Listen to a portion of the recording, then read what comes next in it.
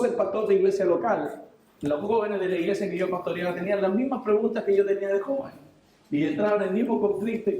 ¿Cómo se conecta esto de la ciencia y la fe? Y por la gracia del Señor pude encontrar este ministerio en las redes. Y entramos en conversaciones, en diálogo, comenzamos a hacer conferencias en Chile y a representar al ministerio. Por la gracia del Señor, en los planes de Dios, aquí estoy sirviendo hoy en el ministerio, colaborando con la iglesia local de otra manera, visitando muchas iglesias locales en Latinoamérica para poder fortalecer las convicciones bíblicas sobre lo que significa la autoridad del Señor. Nosotros, y entiendo que así me identifico en las iglesias reformadas, tenemos toda una tradición de la sola escritura, ¿no? Entre otras. Pero también nosotros hacemos un énfasis en la toda escritura, porque nosotros debemos defender la palabra y conocerla desde el primer versículo. Desde Génesis 1:1, toda la escritura es inspirada por Dios. Y por eso hacemos una explicación y un refuerzo en las áreas de apologética, de cosmovisión bíblica a los creyentes para que ellos puedan dar razón de la esperanza que tenemos en Cristo. Estoy casado, mi esposa Berenice Domínguez, ahora ya está en Monterrey, estamos viviendo allá desde hace 6 meses, tengo 2 hijos, 2 varones, uno que tiene 24 y los 2 solteros, por si acaso, y el de 24 es ingeniero, está trabajando en el sur de Chile en una empresa salmonera, y él no migró porque ya está independiente trabajando, y el menor, que tiene 20, Felipe, él está con nosotros en Monterrey estudiando teología hace un poco más de un año, que entró antes que nosotros, él migró antes que nosotros a Monterrey, y por la providencia de Dios nos juntó, así que ahí estamos como familia juntos sirviendo al Señor. Quiero contarles entonces también de Respuestas en Génesis. Respuestas en Génesis es un ministerio apologético que tiene más de 30 años, y tiene un staff de científicos que están haciendo publicaciones, investigaciones en el departamento de investigación, donde ellos todo el tiempo están escribiendo artículos, dialogando con la visión naturalista y respondiendo a los planteamientos que los científicos naturalistas hacen. Y hay genetistas de Harvard, biólogos, astrofísicos, hay un staff de muy buenos profesionales, hermanos y hermanas.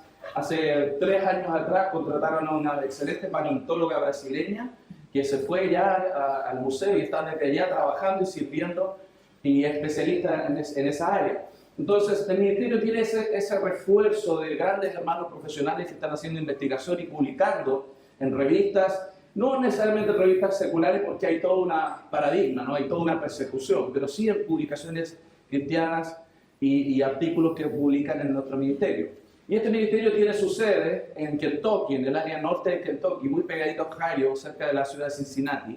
Así que si un día les toca ir a Estados Unidos, pueden, por favor, consideren visitarlos, porque ahí hay 2 grandes parques temáticos. Uno de ellos es el Museo de la Creación, que abrió en 2007. Recibe todos los años aproximadamente 600.000 personas de visita.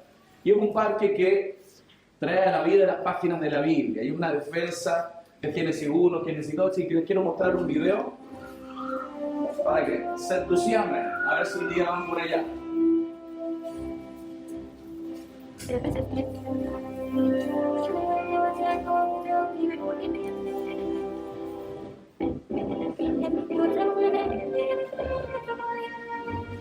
Esto está cerca del aeropuerto de Cincinnati, unos 10 minutos. Tiene personajes animatrónicos, dinosaurios animatrónicos, muchos fósiles, donde hay toda una demostración de la fosilización, una defensa histórica de la Biblia.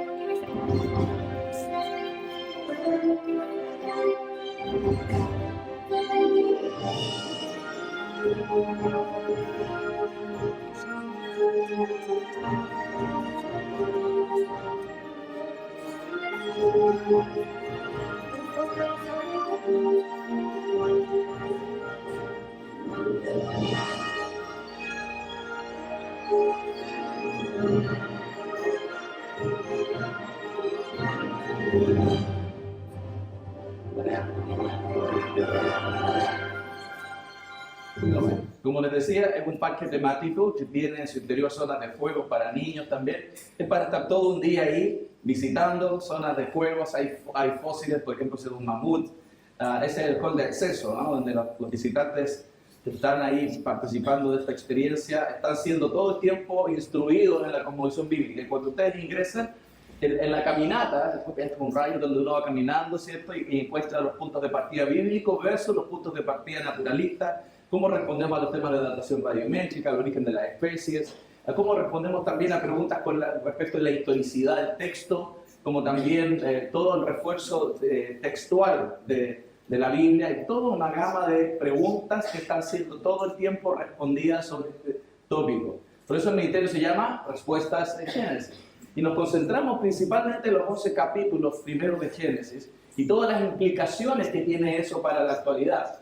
Todo lo que no se ha entendido bien desde el principio, por supuesto, acarrea problemas en la actualidad. Cuando hablamos hoy día de ideología de género, cuando hablamos del LGTBQ, por ejemplo, todo eso tiene que ver por errores antropológicos, toda una mirada errónea de lo que es el ser humano, cuál es su problema y cómo podemos resolver los conflictos.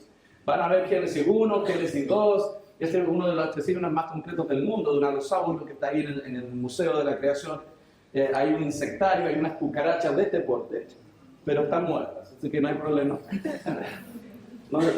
Y hace 3 años aproximadamente se abrió esta muestra que es formidable y maravillosamente creada. Es una defensa de la vida. Cada etapa embrionaria está puesta en 3D. Y el bebé más grande, que está cabeza abajo, ya como casi a punto de salir, la cabeza es de este porte así, y con láser están simulando un sistema sanguíneo, respiratorio, todo tratando de reforzar la idea de la vida, porque el naturalismo quiere borrar la imagen del milagro que está sucediendo en el vientre de una mujer. Así que cada etapa embrionaria explicada es una muestra de lo formidable de la vida. Por supuesto, antiaborto, pro adopción, y todo un mensaje y testimonios que se muestran ahí de personas que han decidido no abortar. Tenemos testimonios de personas que han pasado por ahí y han decidido no abortar, y ha sido muy, muy hermoso tenerlo como aliciente para seguir haciendo lo que hacemos, ¿no? Hay un planetario de 30.000 lúmenes de potencia, es tremendo, todo ahí, grande, y se ve el espacio, es bien interesante. Hay un cine de efectos especiales y un centro de conferencias. Y en 2017 se abrió el segundo parque temático, que es el encuentro con el arca, que es la estructura de marco de madera más grande del mundo en este momento, y es un parque también, un museo, y si ustedes lo visitan, se van a encontrar con algo como esto. Ustedes llegan al estacionamiento, lo suben a unos buses y se acercan a la zona del arca. Y te vas caminando al arca, y cuando vas llegando te da el síndrome de los labios separados. ¿Saben cuál es? Todo el mundo, es muy común, empieza a hacer así, porque realmente es sorprendente. Tuve la oportunidad de llevar a mi mamá, ella es creyente desde joven también, y toda la vida le enseñaron en la escuela dominical sobre esto, pero verlo, ella se emocionó, lloraba de emoción al ver el arca y cómo esta narrativa tiene coherencia con la realidad, no es un cuento, y tiene explicación y tiene lógica. Entonces, en el interior se hace una demostración de cómo las embarcaciones antiguas transportaban personas, cómo se manejaban los riles, el agua, la ventilación, porque evidentemente esto es parte de la tecnología que el ser humano pudo fabricar en la antigüedad. El naturalismo nos ha puesto esta idea de que los seres antiguos eran 2 sirios golpeando piedras, ¿cierto?, tratando de hacer fuego. No, eran personas muy inteligentes. Entonces se está haciendo una demostración bíblica de la historicidad, principalmente del diluvio y todo lo que sucedió previamente, durante y después del diluvio, dentro del arca y fuera del arca. O sea, las 3 plantas. Este parque recibe 1.2 millones de visitantes anuales. 1.2 millones de visitantes. Es muy interesante porque aquí iban creyentes y no creyentes. Ateo hace 2 meses estaba ahí en el Arca, en el museo. Yo estuve ahí y me llamaron porque un grupo de 50 monjas llegó al Arca a visitar. Entonces era muy particular tenerlas todas, ¿no? Dije, vamos a crear una nueva redacción de los Penguins, no sé. Se veía muy interesante. Y los estuve acompañando, compartiéndoles el Evangelio todo el tiempo. Y hay musulmanes, llega todo tipo de personas porque es un parque temático. Pero todo el tiempo se está reforzando la autoridad de la palabra del Señor. Y todo apuntando al Evangelio, todo apuntando al Evangelio. Así que, por favor, si consideran visitarnos, en el lugar van a encontrar un cine de realidad virtual también, donde va el pasado justo antes del diluvio, después te meten en el momento del diluvio. Es muy bonito. Hay un carrusel para que son más niñas. Hay un centro de conferencia de 2.500 asientos con una pantalla de 35 metros, donde hay conferencias de hombres, de mujeres, todo el año de homeschool. Se están haciendo eventos en nuestro centro de conferencias, como este que aparece ahí. Así que, por favor, considere también quizás visitar Answer TV, el canal donde usted puede contratar el servicio, y hay muchísimo material para educar a la familia en los tópicos de autoría bíblica. Y la próxima semana tenemos el Día Latino, una vez por año, generalmente en esta fecha de octubre, todo se prepara para habla hispana. Así que si pudiera ir en esa fecha, va a estar mejor adaptado para quienes tenemos más problemas con el inglés. Y este año el lema es ¿cuál es tu identidad? Va a estar la doctora Georgia Purdue, que es doctora en genética, y ella va a hablar desde el punto de vista de la genética, del hombre y la mujer. Va a estar Laura González de Chávez, que es la directora de Dios en nuestros corazones, un ministerio que probablemente es conocido, ¿cierto? Va a estar Laura Pérez Mo, que ella es extranjero, ella escribió un libro de transgénero transformada, ella tenía barba, enorme, se inyectaba hormonas, era activista del movimiento transgénero, pero Cristo la alcanzó. De hecho, hoy está casada, la conocí personalmente hace 1 mes y medio en Nueva York, en una conferencia, estuvimos poniendo juntos, y vamos a estar ahora, para que estén orando con nosotros, vamos a Chile con ella, a una gira en varias ciudades exponiendo juntos, los 2 ministerios. Va a estar Laura, va a estar el doctor Víctor Tiburcio en Nueva York, si Dios permite voy a estar yo, estamos viendo todavía eso, tengo los temas de la visa. Va a estar yo, Avi, Martin Knight, nuestro nuevo CEO, y Keith Ham, que es el fundador de nuestro ministerio. Así que bueno, ya, esa fue la introducción, no vine a presumir, solamente a animarles que si pueden considerar un día viajar a Estados Unidos, no, Disney no está en nada, comparado con el museo, así que... Ok, vamos a hablar sobre la relevancia del Génesis ante un viejo cientificista y relativista. Como sabemos, toda la escritura es inspirada por Dios. Pero ¿por qué Génesis sería más relevante de abordar en este tiempo que toda la escritura es importante? Porque hay un ataque contra el fundamento de lo que significa Génesis. Génesis es muy importante para nosotros porque es la explicación al origen de todas las cosas. Incluso si no tenemos a Génesis como un texto histórico, real, narrativo, si Adán y Eva no fueron 2 personas de carne y hueso, todas nuestras teologías hacia adelante, directo o indirectamente, se caen. ¿Cómo justificamos la teoría del pecado? La teoría del pecado, la teoría de la salvación, si Adán y Eva no fueron reales? Porque si el primer Adán no es real, ¿por qué tendríamos que tener un segundo Adán? Y así un sinnúmero de tópicos que se conectan con Génesis. Entonces, desde el resurgimiento más fuerte y, digamos, más sistematizado de la teoría evolutiva, ha habido un ataque importantísimo a lo que significa esa gran historia que parte de Génesis 1.1. Entonces, el apóstol Pablo, de hecho, abordaba cuán importante era poner atención a Génesis. Que cuando el apóstol Pablo estaba pastoreando la iglesia de Corintios, está cortado, ¿no? ¿Se ve allá? Sí, se ve. Ya. Yo de aquí no lo veo. Por eso estaba... Bueno, la escritura dice que el apóstol Pablo tenía un temor, pero me temo, no sea que de alguna manera como la serpiente engañó a Eva con su astucia, vuestros sentidos pueden ser extraviados de la sincera fidelidad a Cristo. O sea, Pablo tenía temor de que los creyentes piadosos que van a la iglesia y cantan canciones, que leen su palabra, podían ser extraviados. Y aborda esto como un problema probablemente que está siendo originado similar a lo que pasó en Génesis.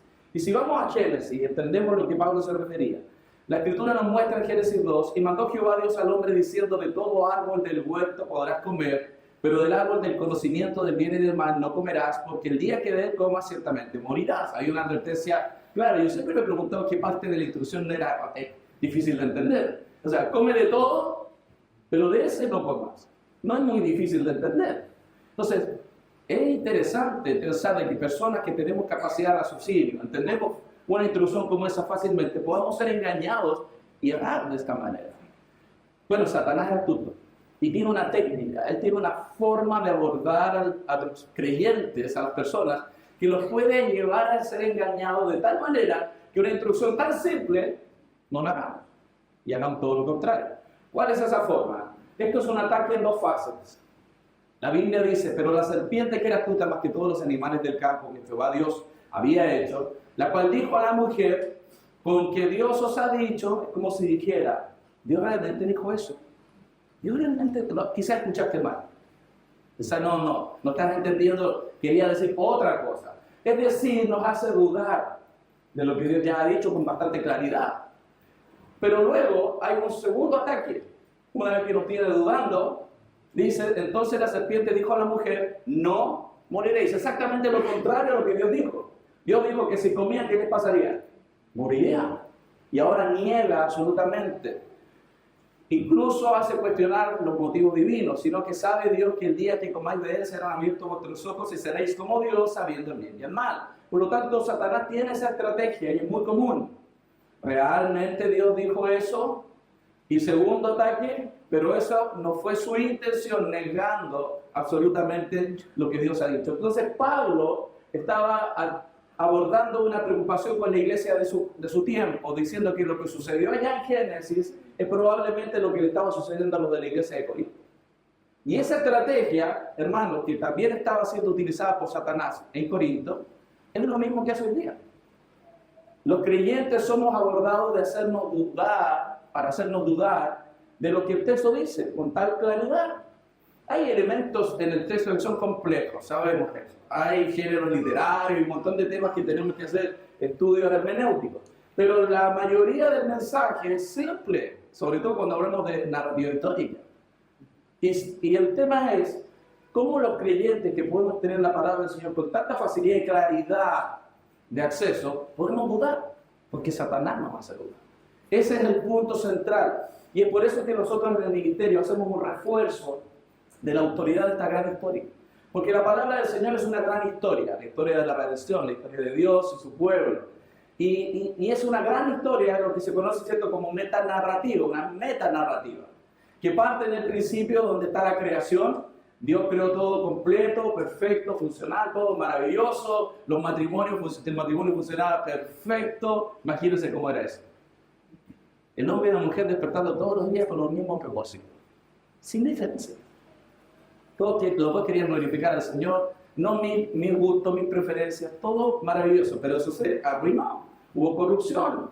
Ese efecto, ¿cierto?, se produjo en toda la creación, como también en el ser humano, los efectos noéticos del pecado, hubo maldición sobre la creación, todo se arruinó. Así que siempre le digo a las personas, si tú quieres arruinar tu vida, peca, porque el pecado lo arruina todo. Mira Génesis, era todo bien, el pecado lo arruina todo. Pero luego vino la gran catástrofe, que nosotros llamamos diluvio global, luego la confusión de las lenguas, cuando el Señor en Babel confunde las lenguas, y todo eso, esa sección está dentro de los primeros 11 capítulos de Génesis. 4C de la historia están en los primeros 11 capítulos de Génesis.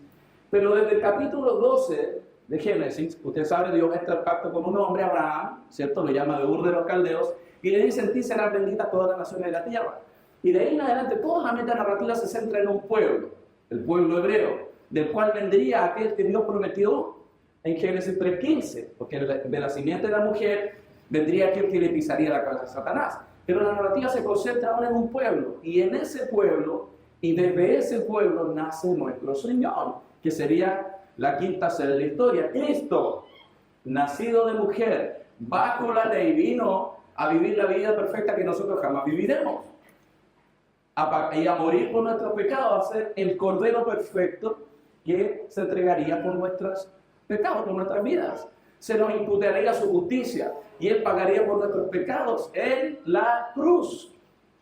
Murió, fue sepultado y al tercer día el Señor resucitó y luego ascendió a los cielos y está sentado a la diestra del Padre, esperando que todos sus enemigos sean puestos por estrado de sus pies. Y la historia continúa y hasta Nosotros sabemos, ¿cierto?, en Apocalipsis, que llegará un tiempo de la consumación de los tiempos donde habrá cielo nuevo y tierra nueva. Fíjense, la Biblia nos propone esta gran historia, la historia de Dios, la historia de la redención. ¿Y por qué es importante entonces abordar estos tópicos? Porque lo que está haciendo el cientificismo, esta visión naturalista de la historia, es proponernos otra historia. No es un tema de ciencia y fe, no es un tema de ciencia contra fe, es un tema de una cosmovisión, una visión de la historia y del mundo distinta. La metanarrativa más famosa en este momento, más ampliamente difundida, aunque hay detractores en la academia, es la teoría del Big Bang. Usted dice, la teoría del Big Bang es un tema científico, es una teoría de una gran historia. ¿Cómo es el Big Bang? Nos dicen que hace unos 14.000 millones de años hubo una partícula altamente densa, con elevada temperatura, que contiene toda la masa del universo, toda la masa. Fíjense, nuestro Sol quema 3.000 millones de toneladas de combustible por minuto, pero ellos nos dicen que toda la masa del universo está contenida en una partícula, y ahí estaba. Y esa se expande violentamente, lo que le llaman la gran explosión, y por procesos ciegos y naturales, hace unos 14.000 millones de años, comienza a expandirse, y luego de toda esa explosión, aparecen los elementos de nuestra tabla periódica. Y todos esos procesos físico-químicos comienzan por procesos ciegos y naturales. Hace unos 10.000 millones de años las constelaciones, las galaxias. Y hace unos 5.000 millones de años nuestra Tierra caliente. Y hace unos 4.000 millones de años un asteroide la golpea con agua. ¡Pum! Y tenemos agua. Y hace unos 3,8 mil millones de años, por procesos ciegos y naturales, en una sopa primordial, con líquido, lo cual hace imposible desde el punto de vista químico que aparezca un organismo complejo, una macromolécula, por ejemplo, aparece la vida. Y por procesos ciegos y naturales, toda la información genética de ese primer organismo está potencialmente para todos los organismos vivos que tenemos que vivir, con mayor complejidad. Y aquí estamos. Y luego el cosmos sigue expandiéndose, por entropía se está enfriando y vamos al final morir todos congelados. Lo que acabo de hacer un poco de parodia es una narrativa, es una historia que intenta justificar con supuestos científicos y tienen que justificar evolución cósmica, tienen que después saltar otros a tratar de justificar evolución biológica, evolución química y múltiples disciplinas intentando justificar cómo resuelven los problemas dificilísimos que tienen en su historia. Porque ellos creen que todo es materia y energía. Entonces es importante Génesis, incluso para la convivencia humana, para lo que nosotros entendemos respecto al matrimonio. Cuando el Señor Jesús le preguntaron sobre el divorcio, Él no apareció como un terapeuta familiar. Le dijo, aquí para arreglar tu problema, sacar a comer, che. No, le dijo, hey, ¿ves Génesis? Anda y ves Génesis. ¿No habéis leído que el que los hizo al principio, varón y hembra? Tu problema matrimonial se resuelve si tú entendieras para qué Dios hizo el matrimonio. No se trata de ti, se trata de su gloria, no de tu felicidad. O sea, el problema es que hemos malentendido el matrimonio. Entonces, fíjense, el Señor Jesús para hablar del matrimonio, donde dice, lea Génesis. Por eso es importante. Génesis es el fundamento del matrimonio, de por qué nosotros creemos que el matrimonio es entre un hombre y una mujer, pero como les decía, también el fundamento para directo o indirecto de todas nuestras doctrinas. Muy importante. De esta manera, si nosotros tomamos la palabra del Señor como autoridad, podemos construir una cosmovisión bíblica de la realidad. La Biblia no es solamente un dictado de aspectos morales a cumplir. Nos permite responder preguntas importantes de la vida, preguntas existenciales. Como por ejemplo, ¿de dónde venimos? ¿Quiénes somos? ¿A dónde vamos?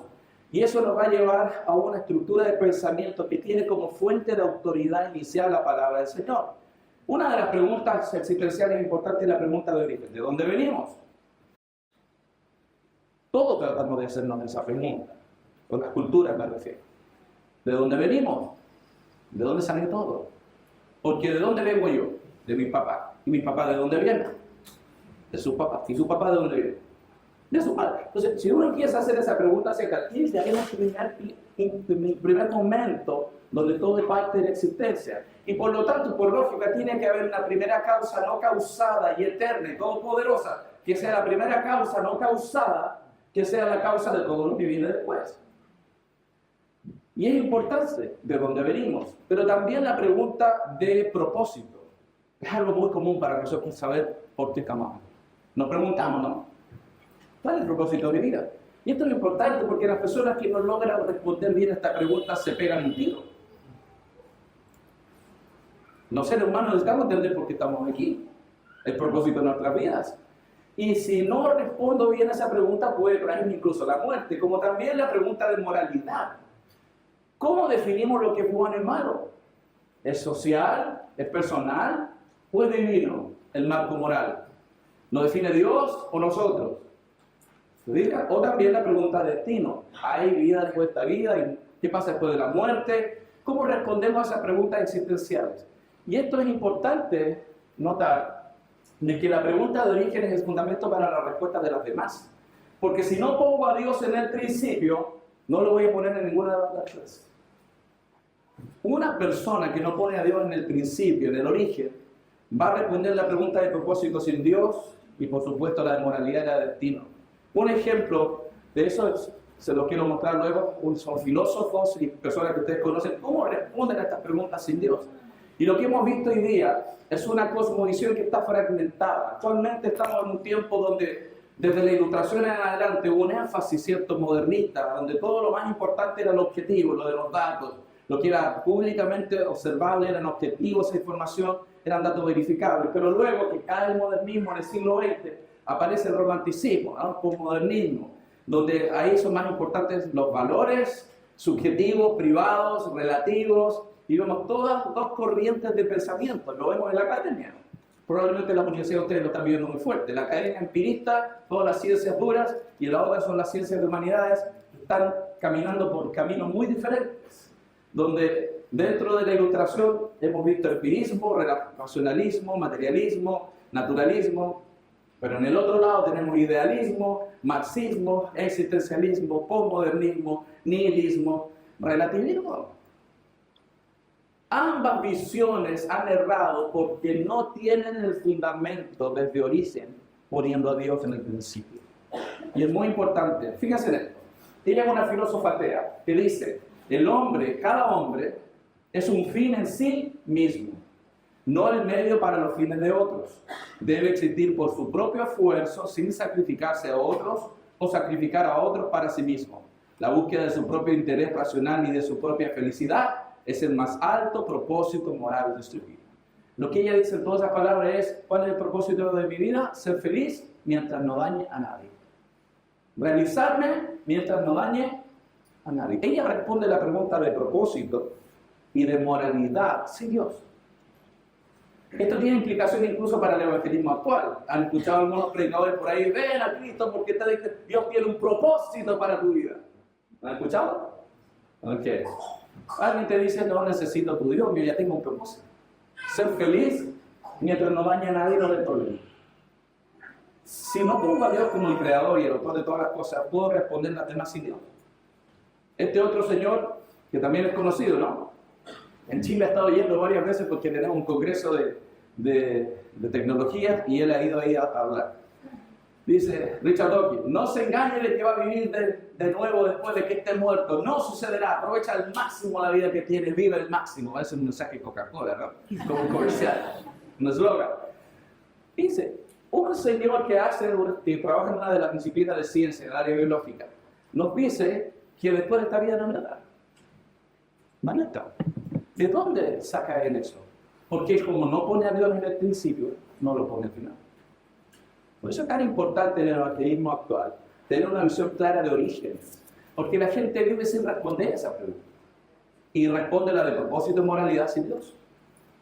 Necesitamos reflotar una visión gloriosa del Dios creador de todas las cosas, y eso es lo que estamos tratando de reforzar. C.S. Lewis dice, creo en el cristianismo como creo que el sol ha salido, no solo porque lo vea, sino porque gracias a eso puedo ver todo lo demás. Él le está diciendo, el cristianismo, lo que la Biblia nos dice, nos provee unos lentes con los cuales podemos interpretar de manera correcta la historia, la realidad de todas las cosas. Es el marco sobre el cual nosotros interpretamos todas las evidencias, como pasa también en la de ciencia. La palabra del hombre también está haciendo lo mismo, sus presupuestos, sus presuposiciones, les permiten interpretar las evidencias a su manera, pero no a la manera divina, no de Dios. La palabra de Dios nos provee los lentes para responder preguntas existenciales, pero también para interpretar las evidencias del presente. Por ejemplo, ¿cómo respondemos al tema de la especiación? ¿Por qué hay diferentes supuestas razas? El tema del ADN, la muerte, el sufrimiento. ¿Cómo explicamos las capas de roca y los fósiles metidos en las capas de roca? Los puntos de partida son muy importantes. ¿De dónde saco mi marco para interpretar las evidencias actuales? Y quiero explicar ese punto. Porque el marco naturalista es uno de esos lentes con los cuales se interpreta la historia. El naturalismo es la base del ateísmo. Y ellos tienen dos versículos en su Biblia. La naturaleza de la materia es todo lo que existe, dice ellos. No hay seres sobrenaturales. Todo es materia y energía. Estamos en un sistema cerrado, donde no hay intervenciones divinas, y este sistema cerrado, que es de materia y energía, se puede explicar en sí mismo. ¿Y cómo se puede explicar esta materia y energía? Bueno, todo puede, dice, y de hecho debe explicarse por tiempo, más la casualidad, más las leyes de la naturaleza o de la materia. Ellos tienen esos lentes, por lo tanto, ¿cómo explicamos el origen de la Tierra, del planeta Tierra? Bueno, hay materia y energía y por procesos ciegos naturales por mucho tiempo, actuando en esa materia, aquí está. Hay que tener mucha fe. Mucha fe. Y esto es una creencia. Hay una científica de apellido Margulis, que es una de las proponentes de una de las 6 teorías evolutivas, de Darwin no es el único. Después, como no resuelve la pregunta, tenemos al menos 6 teorías darwinianas y 4 de orden no darwiniano. Y se contradicen unas con otras. Y Margulis, la cual luchó para que una de sus propuestas fuera publicada hace un par de décadas atrás, 3 décadas atrás, ella dijo: el darwinismo va a ser catalogado como la religión más dogmática del siglo XX. Ella tuvo que luchar en la academia como científica para que publicaran su tesis, porque es un dogma religioso, el darwinismo, es un dogma religioso. Carl Sagan, que era el director del programa Cosmos de mi edad, ¿se acuerdan de él, no? ¿Se acuerdan alguno aquí? Ustedes son más jóvenes. Sí. Él decía: el cosmos es todo lo que es, o lo que fue, o lo que será alguna vez. En esa frase está su composición naturalista. El cosmos es todo, y es la explicación de todo. No hay Dios, no hay seres espirituales. Los secretos de la evolución, agregaba, son el tiempo y la muerte. El tiempo para la lenta acumulación de mutaciones favorables, y la muerte hace el espacio para nuevas especies. Es un darwinista clásico. Él dice entonces que por mucho tiempo pasando seres que mueren y los más aptos sobreviven, y esto va favoreciendo pequeñas mutaciones paso a paso. Esto es muy loco, porque es paso a paso. Imagínense, ¿cuántos son mamás aquí? ¿El niño pequeño de alguna? ¿Usted sabe, le gustaría a mamá, mientras usted está haciendo sus cosas y los niños están jugando atrás, tener un ojo aquí? Para ver qué están haciendo, ¿sí o no? ¿Les gustaría? Yo sé, mi esposa le encantaría también, cuando eran niños. Poder ver qué están haciendo estos chicos. Imagínense que la necesidad de supervivencia dependiera de que alguien tenga un tercer ojo aquí atrás. Esta propuesta paso a paso dice entonces que por simplemente procesos naturales y ciegos, por mutaciones favorables, mutaciones genéticas, de alguna manera paso a paso empieza a abrirse pequeñito aquí atrás. Y después, paso a paso, el sistema sanguíneo, el sistema nervioso y todos los sistemas empiezan a generar pequeñas mutaciones y formaciones hasta que aparece un ojo. Eso es darwinismo. Paso a paso, mutaciones favorables acumulativas. Todo eso tiene que pasar para que las nuevas especies sobrevivan, pero es una creencia. Y George Watt, un científico que fue puesto como postulante a premio Nobel, naturalista, dice: de hecho el tiempo es héroe de este complot. El tiempo con el cual tenemos que tratar es de 2.000 millones de años. La edad de la Tierra, en 1954. En 1954 ellos decían que la edad de la Tierra eran 2.000 millones de años. Hoy, 4.000 millones de años. ¿Por qué del 54 al 2024 pasamos de 2.000 millones a 4.000 millones? Porque tienen que meterle más tiempo. Tienen que meterle más tiempo para tratar de explicar que por procesos naturales las cosas sucedan. Y él dice: lo que nosotros consideramos como imposible en base a la experiencia humana, porque no es observable, ¿cierto? Aquí carece de sentido. Dado tanto tiempo, el imposible se vuelve posible, el posible se vuelve probable, y el probable se vuelve virtualmente seguro. Uno solo tiene que esperar. El tiempo en sí hace mirar. ¿Le parece religioso o científico? Eso es la verdad. Es religioso. Es una creencia el darwinismo. Es una creencia. Dawkins dice, Dios lo expulsó, perdón, Darwin lo expulsó. A Dios, ¿no? Fuera de la biología. Pero la física continúa un poco dudosa, porque somos del área de la física, no nos tragamos tan fácil estas imaginaciones de los biólogos. Ahora Hawking está dando el golpe de misericordia. Él dice que Hawking, este señor que anduvo en silla de ruedas, ¿se acuerdan que falleció? Él sí que dio el golpe de misericordia, el golpe de gracia, sacó a Dios de la historia. ¿Qué es lo que dijo él? La creación espontánea. La creación espontánea. ¡Bum! Conejo de sombrero. Creación espontánea es la razón del por qué las cosas existen y no nada. Porque un universo existe, porque existimos. No es necesario invocar a Dios para que suceda lo espontáneo y hacer que el universo funcione. Porque existe una ley como la gravedad, el universo puede haberse autocreado de la nada. ¿Qué es nada? ¿Qué es nada? Usted sabe que los teólogos cristianos siempre nos dicen que Dios creó ex nihilo, ¿no? Hay otro teólogo que dice que en realidad Dios no crea de la nada, porque ganar no es nada. Él crea hacia la nada. Me gusta más esa interpretación, pero es un tema, un detalle, ¿no? Pero lo interesante es que él dice que de la nada aparece todo. ¿Qué es la nada? Me gusta una definición que decía Jonathan Edwards. Decía, la nada es aquello con que sueñan las rocas cuando duermen. Jonathan Edwards. ¿Qué sueñan las rocas cuando duermen? ¿Se metió una roca pensando sobre el origen del cosmos? ¿Sí? Y entonces, voy a aplicar su teoría a esto. Imagínense, vamos a aplicar la teoría de este tipo a la aparición de un pastel en una mesa.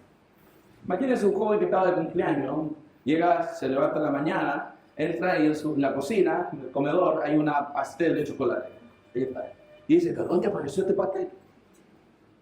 ¿Será porque es mi cumpleaños? Dijo. ¿Quién lo trajo? No lo sé. Entonces él empieza a elucubrar. Y hay dos teorías. Pues la primera teoría es que el papá de él es un chef. Y el tipo es un pastelero. Y la primera teoría dice, bueno, entonces mi papá compró los materiales y él sabe de pasteles. Él sabe cómo se cocinan. Hay un orden, ¿no? Un pastel no es meter las cosas en un bol y hacerle así y que salga, ¿no? Hay toda una lógica de fabricación, de cocción, de cuidado, de temperatura, bla, bla, bla, bla. Y hay una segunda teoría, de que venía un camión de Carrefour desde Córdoba, por las montañas, y venía con muchos productos. Y una abuelita cruzándole un cruce, caminando lento, se cruza, y el chofer no lo había visto y reacciona y tiene que tirar rápido, y el camión se manda colina abajo. ¡Pah! Empieza a caer. Por mucho tiempo el camión cayendo por mucho tiempo. Y los sacos de harina, ¡pum!, se rompen. Las bandejas de huevo empiezan a salir por dentro. Y la leche había bolsas de hielo, se enfría, entonces se corta la leche y empiezan a batirse y sale una especie de crema. Y después, cuando llega abajo, el estanque de combustible se prende y empieza suena chistoso, ¿no? Pero eso es muy chistoso. Procesos ciegos y naturales actuando en la materia en un orden específico, de una manera específica que pueda generar lo que nosotros tenemos. ¿Cuál teoría es más probable? ¿El pastelero o el camión de Carrefour? Hermano, si la gente cuando dice que esto es un tema de probabilidades, que no sabe matemáticas. Estudiar un poquito matemáticas. ¿Cuál sería la probabilidad de que sea escrita la palabra conquistable con 12 bolitas que tienen letras? Esa es la probabilidad. Nonsense. ¿Cuál es la probabilidad que calcularon Sagan, Crick y Muchin? La probabilidad de que hubiese el hombre evolucionado. Eso. Es decir, una entre un número con 2 billones de ceros a la derecha. Y los matemáticos, como Neil Borel nos han dicho, demostró que eventos con probabilidad entre 1 partido por 10 elevado a 50 simplemente no ocurren. Entonces, decir que algo es probable no es algo que sea científicamente aceptable. 1 partido por 10 elevado a 50 sobre eso ya no sucede. Y la probabilidad de que el hombre viniera por procesos naturales de existencia no existe. No es posible. Entonces, esa visión está siendo reforzada en la academia. Y nos dice que la ciencia dice. Hermano, la ciencia no habla. La ciencia no tiene ojos, la ciencia no tiene manos. Científicos hablan. Y los científicos tienen corazoncito. Los científicos tienen creencias. Los científicos son limitados como tú y como yo. Los científicos tienen que pagar sus cuentas a fin de mes y tienen que cuidar su trabajo. Y en la academia te persigue si no estás con el dogma preponderante. Por lo tanto, la ciencia no es la garantía. ¿Por qué? Porque también tenemos que diferenciar, hay categorías de ciencia. Hay una categoría en la donde yo me desempeñé en ingeniería mecánico, y trabajé en el área de termofluidos, transferencia de calor, en ese tópico de la energía, generación de biomasa, energía con biomasa, ese fue mi campo de desarrollo. Y la ciencia observacional, los métodos científicos, muy bueno, nos permite tener tecnología. Es el uso de experimentos observables y reproducibles como en un ambiente controlado, por ejemplo, lo que hacemos en un laboratorio. En la universidad, cuando tú vas a la universidad, ¿cierto? Los profesores te pasan la teoría, y en ciencias como por ejemplo ingeniería mecánica, después de la teoría teníamos que ir al laboratorio. Y en el laboratorio reproducir lo que está en teoría y hacer experimentos repetibles y observables hasta que nos demos cuenta que eso es así. Eso nos permite ver cómo las cosas operan o funcionan en el universo físico actual, porque lo estamos viendo con el fin de sanar enfermedades, producir tecnología o poner un hombre en la luna. Estén orando por nuestro hermano Barry, lo ubica, ¿no? Barry Wilmore, el astronauta que está en el Starliner. Él es hermano de nuestro ministerio, es expositor del ministerio, es pastor de una iglesia bautista reformada en Houston, y está arriba porque el famoso Starliner no tuvo muy bien, falló bastante. Él tuvo que llegar manualmente a conectar con la estación. Él fue impresionante. Él pidió que hubiera un sistema manual, menos mal, gracias a Dios, porque el automático falló cuando se estaba acercando a la estación. Y él lo tuvo que manejar manualmente. Y una anécdota de nosotros, cuando ya estaba arriba, ya estaba en el museo, y hizo una videoconferencia desde la estación espacial con el staff. Y nos mostró la estación espacial por dentro. Había uno haciendo ejercicio. Es muy espectacular el área de la estación espacial. Estemos orando porque ya subió uno de la competencia de SpaceX y bajaría por ahí por febrero. En vez de subir 4 astronautas, subieron solo 2. Ya llegó a la estación y van a poder bajar a Barry con su compañera de misión para que esté con nosotros y pueda venir a Argentina a conferencia. ¿Qué les parece? ¿Sí? Pero hay otra categoría de ciencia. Fíjense, la primera nos permite tecnología. Es observable, la vemos en el laboratorio, la vemos. Pero hay otra categoría de ciencia que es la ciencia histórica o método legal histórico. Es una ciencia inferencial. Es el uso de testimonio ocular y fiable, si hay uno disponible, y evidencia observable para determinar eventos pasados. No los puedo ver ahora, son eventos pasados e irrepetibles, los cuales produjeron la evidencia observable del presente. Yo tengo evidencia, pero esto pasó antes. Y yo necesito interpretar las evidencias. Esa es otra categoría, pero el detalle es que para interpretar la evidencia, mi cosmovisión, mi lente, mi marco, por los cuales interpreto, va a guiar mi interpretación. Quiero hacer un ejemplo. Una hermana valiente.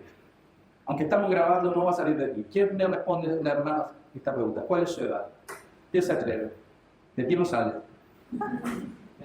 Una hermana, nadie quiere decir su edad. Dicen que son vanidosas. La primera vez que me pasa en toda la conferencia. Ninguna hermana me quiere decir hermana. 25. 25 años. ¿Cómo se llama usted? Solange. Solange. Nuestra hermana Solange nos acaba de confesar públicamente que ella tiene 25 años. ¿Cuánto le cree? En parte vale. A él no tiene opción. 25 años nos acaba de confesar. Si yo le pediera a Solange que ella nos demostrara científicamente, yo le creo a Solange, pero que ella nos demuestre científicamente que tiene 25, ¿qué tiene que hacer? ¿Pero esos científicos se puede falsificar un DNI? ¿O hay gente que le han inscrito un día distinto al que nació? ¿O sí? Hay gente que cree que sus papás son sus papás. Oye, estuvo madura, ¿no? Ella no tiene una demostración científica, el método observacional, para justificar su edad, algo que apenas sucedió 25 años atrás. Pero ella dijo algo que es correcto. Las personas tienden a sacar un papel o un documento impreso que dice, está escrito el día que alguien pidió que se escribiera, el día que ella nació. Pero eso se puede falsificar, entonces, no nos sirve, no es tan firme, no es tan sólido. ¿Qué podríamos hacer? Yo tengo otra teoría. Yo estoy seguro que tu mamá estuvo el día que tú naciste. ¿Cierto? Estaba ideando brillante, ¿no? Que fue el asado que comimos la carne. Fíjense, para demostrar la edad solar, algo que apenas sucedió hace 25 años, ella tiene que recurrir a un documento impreso y o al testimonio de alguien que vio el día que ella nació. Entonces, cuando algo es en el pasado, la interpretación de las evidencias requiere un marco para interpretar. Los naturalistas lo interpretan con su visión de historia. Nosotros lo interpretamos con la narrativa bíblica. Otro ejemplo, aunque hasta un poco nublado, ¿está el sol brillando ahora aquí en Rosario? ¿Está el sol brillando? ¿Qué dicen ustedes? ¿Sí? Bueno, la verdad es que no lo sabemos. No lo sabemos. Observacionalmente, no sabemos si el sol está brillando ahora. Esta es la última vez que viví, ¿verdad? ¿Por qué no lo sabemos? Perdón. No aparece, me falta una imagen. ¿Por qué no lo sabemos? Porque la distancia entre el sol y la tierra es tan grande que la luz demora 8 minutos 19 segundos en llegar aquí. O sea, si el sol se apagó ahora, nosotros no lo sabemos. Lo vamos a ver en 8 minutos después. Fíjense, en la separación de tiempo nos produce ese vacío y genera incerteza. Y nuestro marco sobre el cual nosotros debemos basarnos, ese debe ser confiable. Y el Dios de la historia nos ha dado la narrativa confiable porque tenemos un Dios que no miente. Él sí nos dijo cómo las cosas han sucedido en el pasado. Él nos dijo cuándo y cómo han sucedido. Y Dios no miente. ¿Los hombres? Sí. Fíjense. Aquí hay otro científico llamado Richard Lewin, que es más honesto.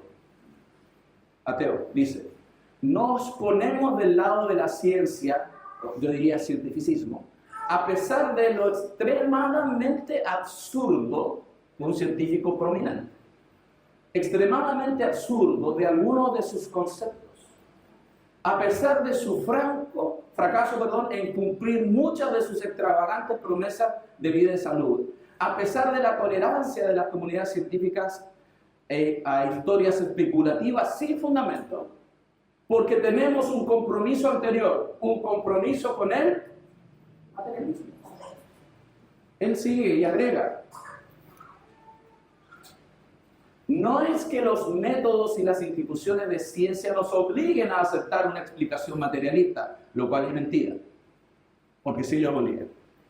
Pero él lo dice, del mundo fenomenológico, sino por el contrario, que nosotros estamos forzados por nuestra adherencia a priori, presupuestos de fe a priori, a las causas materialistas para crear un aparato de investigación, o sea, su creencia previa le dirige su aparato de investigación y una serie de conceptos que producen explicaciones materialistas sin importar que tanto vayan en contra de la intuición. No importa que tan míticas sean para el que no ha sido iniciado. Más allá de eso, el materialismo es un absoluto, pues no podemos dejar que un pie de hilo cruce la puerta. ¿Qué le parece? ¿Es un científico? Bueno, materialismo. Su problema no es un tema científico, su problema es que no quiere a Dios a que le debe rendir su. Sigo adelante. Entonces, la palabra de Dios sí nos provee una visión de la historia. Y Dios nos dice en su palabra que Dios creó en 6 días, el 7º día Él cesó de crear y hoy sostiene todas las cosas. Y la Biblia, por lo tanto, nos provee una explicación correcta del pasado. El presente no es la clave para interpretar el pasado. Y eso es lo que pasó en la geología. ¿De dónde surgió la idea gradualista de los millones de años de manera más sistemática? Es cuando geólogos comenzaron a darse cuenta que las capas de roca y las placas continentales se mueven muy lentamente. Allá los chilenos tenemos experiencia en el lado de la cordillera en terremotos. En 2010 tuvimos un 8,9 Richter, 3:40 de la mañana, bailamos mambo a esa hora. 3:40 de la mañana, 8,9 Richter, yo estaba en un 11º piso. Yo pensé que la torre se iba a quebrar. Pero ¿por qué se producen los terremotos? Porque hay una placa llamada Nazca que se está metiendo en subducción en la placa continental sudamericana. Y esa placa está entrando 2 a 3 centímetros por año, calculan. Y eso genera una acumulación de energía y una torsión de la roca hasta que se quiebra. Y cuando se quiebra, produce esa onda y arriba a bailar cumbia y todo lo que se te ocurra, ¿no? Y ellos dicen, como sucede tan lentamente en el presente, utilizan ese patrón lento y gradual y proyectan hacia el pasado la interpretación. Y como saben que los continentes en algún momento estuvieron juntos, y esto después se partió, bastante lógica la geografía, ¿no? Como estamos tan lejos uno de otro, ellos dicen que esto sucedió lento y gradual por millones de años. El presente lo usan para interpretar el pasado. Pero no es el presente la clave. Nosotros tenemos una narrativa, un relato infalible del Creador y testigo omnisciente que nos dijo cómo y cuándo sucedieron las cosas del pasado. Ellos creen que siempre ha sido lento, pero en el proceso diluviano las cosas cambiaron rápidamente en un periodo de 1 año.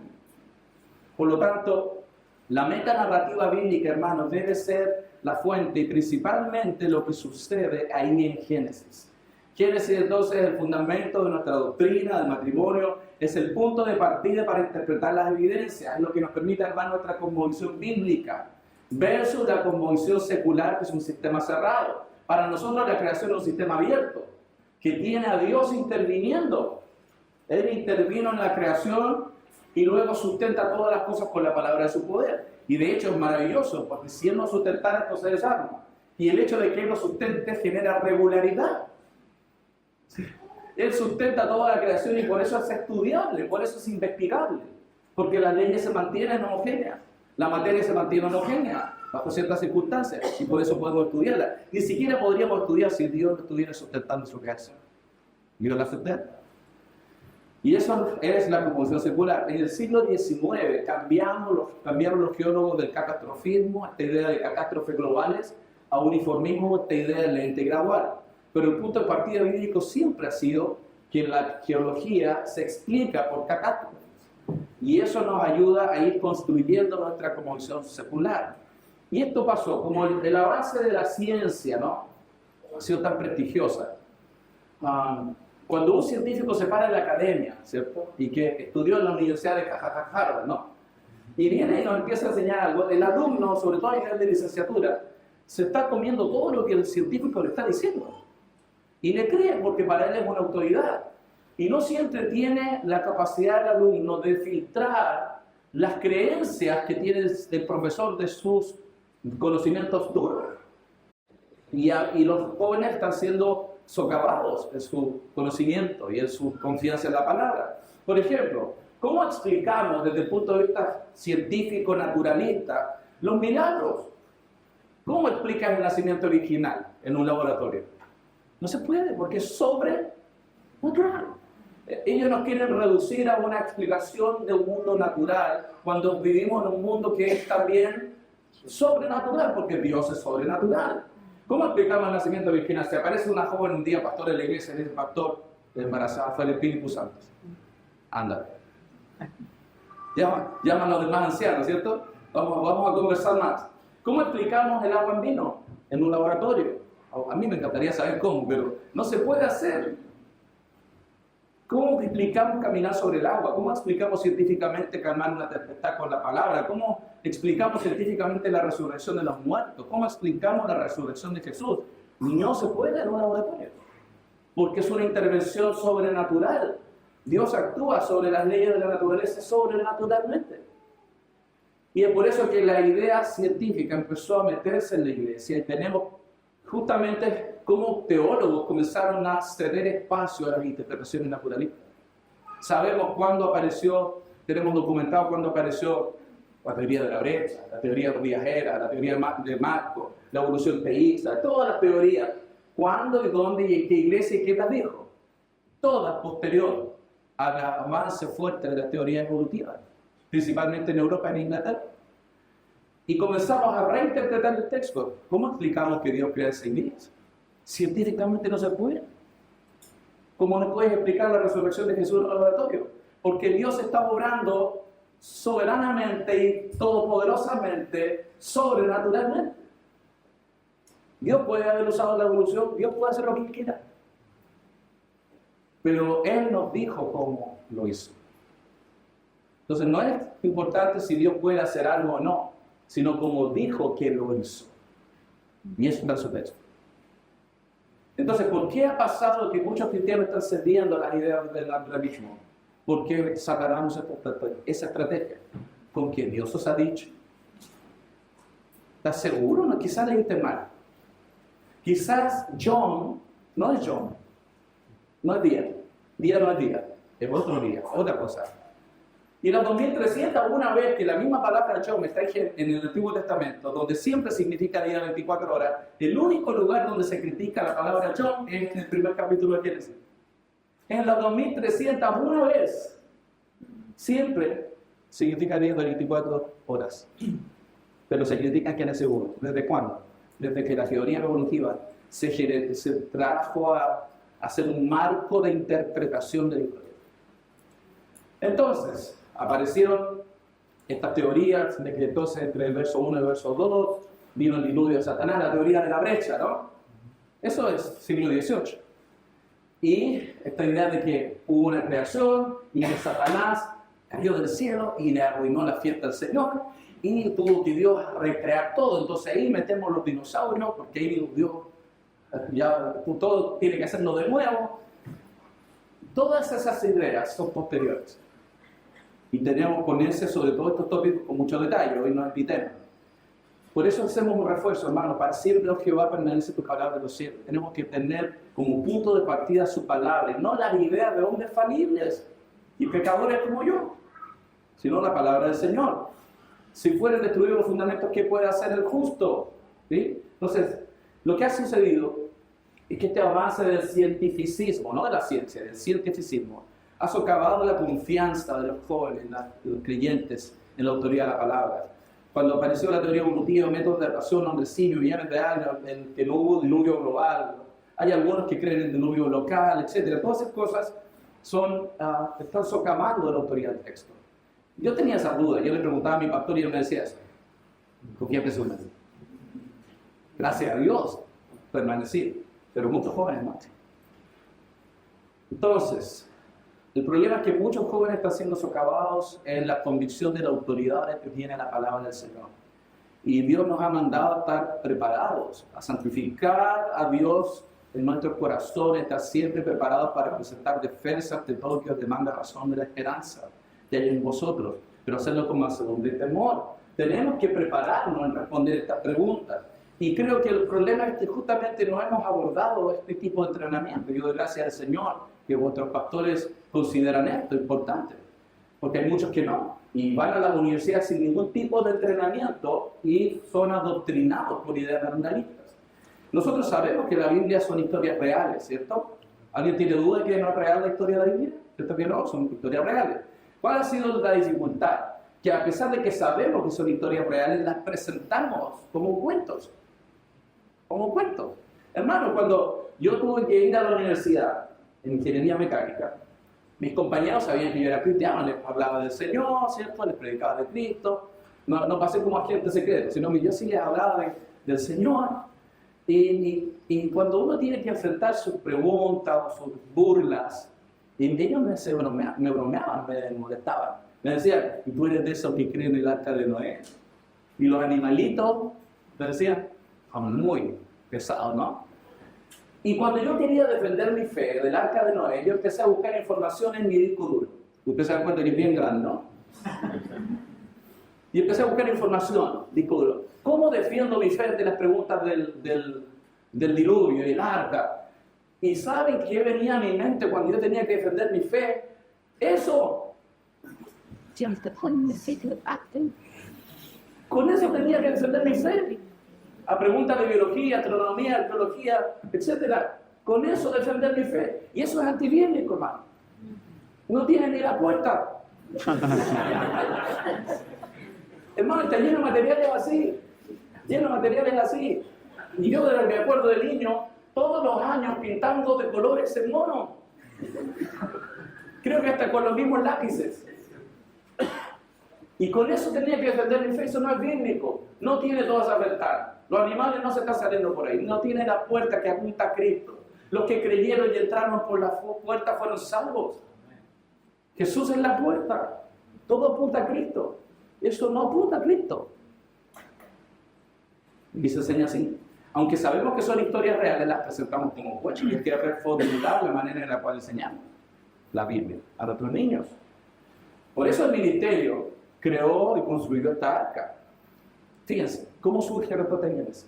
El papá de Ken Ham, el fundador, cuando él era niño en Australia, padres presbiterianos, les enseñaban, hacía catequesis bíblica, ¿no? Le enseñaban la Biblia, todos los días le enseñaba. Él nos ha contado de que su padre era muy piadoso en enseñarle las escrituras. Y cuando pasó por Génesis, su papá trabajaba en madera y le quiso el arca a escala, para que ellos, como niños, vieran que es una historia real. Se la fabricó. Y esa arca de madera que Ken Ham vio cuando él era niño, está en el Museo de la Creación, con la Biblia del papá rayada con las notas, como demostración de cómo es importante pasar a la siguiente generación la metanarrativa de manera correcta. Y eso llevó a Ken Ham a darse cuenta cuando él fue profesor de biología, cómo la teoría evolutiva ha socavado las condiciones bíblicas de los creyentes.